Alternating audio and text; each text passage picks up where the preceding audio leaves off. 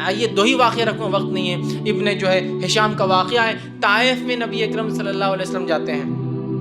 دعوت دیتے ہیں، حق بتاتے ہیں، لوگ پتھر مارتے ہیں، اتنے مارتے ہیں کہ زید بن حارثہ فرماتے ہیں کہ جب ہم ایک کھیت میں جا کر بیٹھے تو جوتیاں خون کی وجہ سے چپک گئی تھی، کھینچ کے نکالنا پڑی پیروں سے۔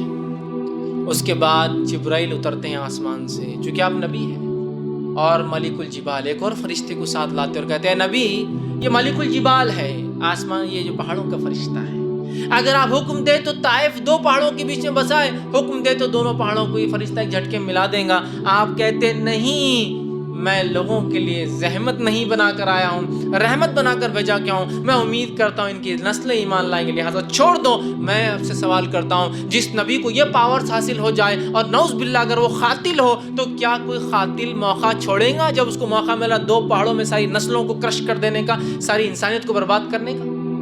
وہ کہتے نہیں، جانے تو نہیں پتا۔ ایک مقام پر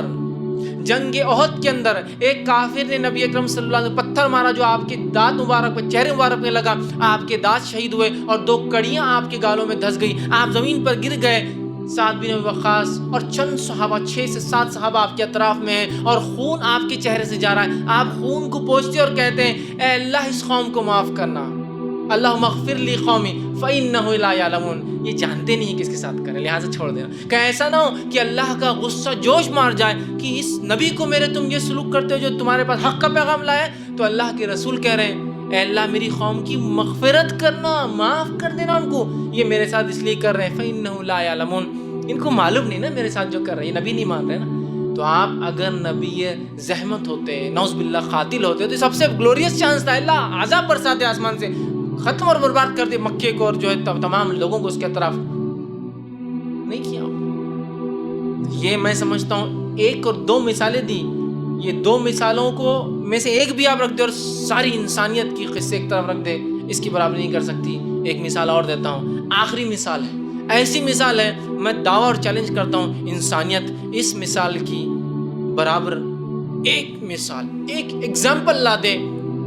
کہ ایسا ہمارے پاس ہوا ہے، یا ایسے لوگ تھے، ایسا رحم دلی، ایسا شفیق نبی، ایسا حلم رکھنے والا نبی کہ جس کی انتہا نہیں۔ فتح مکہ کو یاد کیجئے، الرحیق المختوم اور تمام سیرتوں کی کتاب میں یہ واقعہ موجود ہے۔ فتح مکہ میں آپ مدینے میں سے نکل کر مکے میں داخل ہو رہے ہیں، مدینہ آپ چھوڑ چکے، مکے میں داخل ہو رہے ہیں، 10,000 کا فوجی لشکر ساتھ میں، مکے کی آبادی 70,000 کے قریب بتائی جاتی ہے اس وقت تھی، 70,000 لوگوں کی زندگیاں اب اس لشکر کے ہاتھ میں، 10,000 کے لشکر کے ساتھ آپ مکے میں داخل ہو رہے ہیں۔ فتح مکہ ہے، یہ وہی شہر ہے جو شہر میں جو نبی پیدا ہوئے تھے، اس شہر سے آپ کو نکالا گیا، آپ رسوا ہو کر اس شہر سے نکلے، حالانکہ اس شہر سے آپ کو اتنی سخت محبت تھی کہ جب آپ مکہ میں تھے اور بیت المقدس کی طرف قبلہ تھا تو آپ کعبے کے اس طرف کھڑے ہوتے اور کعبے کو بیچ میں لے کے بیت المقدس کو فیس کرتے نماز کے اندر، تاکہ جو کعبے سے آپ کی محبت تھی وہ ظاہر ہوتی تھی۔ لیکن جب آپ مدینہ گئے تو کعبہ پیچھے چھوٹ گیا، مدینے سے جو ہے بیت المقدس اس سائڈ تھا، کعبہ پیچھے آتا تھا، آپ نماز میں بار بار آسمان کی طرف دیکھتے تھے کہ شاید اللہ میری دعا سن لے اور کعبے کو واپس قبلہ بنا دے۔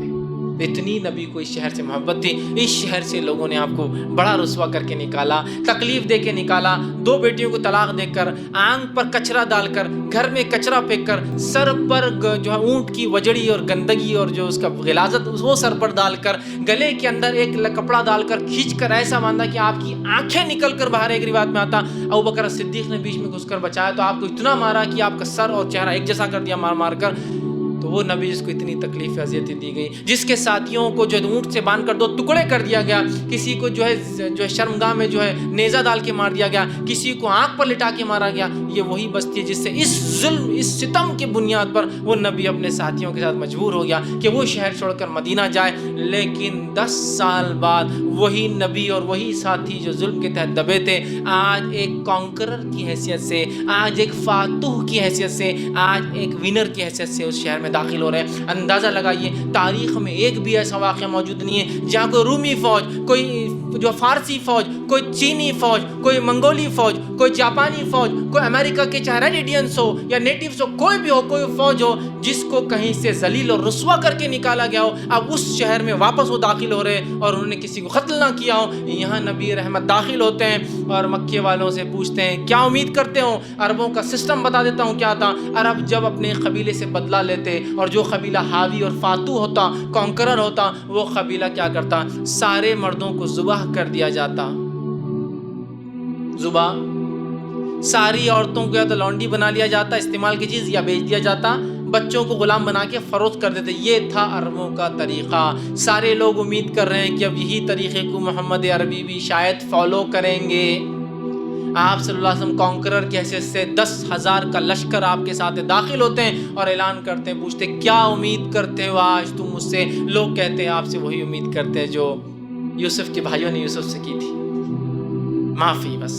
आप सब कहते हैं जो अबू सुफियान के है वो अमन में है और एक कत्ल भी नहीं होता है। मैं चैलेंज करता हूँ इंसानियत को, एक एग्जाम्पल ऐसी बर्दाश्त की जिस शहर से जिस शख्स को अदना इंसान कैसा निकाला गया, आज उस शहर में एक फातू और कॉन्करर की हैसियत से वापस आता है और सारों को माफ़ करता है। जिसने चचा को कत्ल किया, जिसने उसके रिश्तेदारों को कत्ल किया और जिसने उसको तकलीफ़ और अजियतें दी, उसकी बेटियों को तलाक़ें दी और उसके साथियों को मुख्तलिफ़ अंदाज़ों से कत्ल किया, कहता है सबको माफ़ कर दिया, सबको माफ़ कर दिया। अरे यूनानी, रूमी, फारसी, चीनी, मंगोली, स्पेनी, फ्रेंच और इसके बाद वाइकिंग्स या आपके इंग्लैंड या स्कॉटलैंड, आयरलैंड, मैं मिसालें दे सकता हूँ। छोटी छोटी जंगों में जब ये जीतते थे ना तो इंसान तो दूर की बात है, गधे और कुत्तों को भी टुकड़े करके मार देते थे जिंदा रहने। पूरी की पूरी इंसानियत और नस्ल जितनी चीज़ें सांस लेती है ना उसको बर्बाद कर देते थे। और आज की मौजूदा बाइबल के मुताबिक भी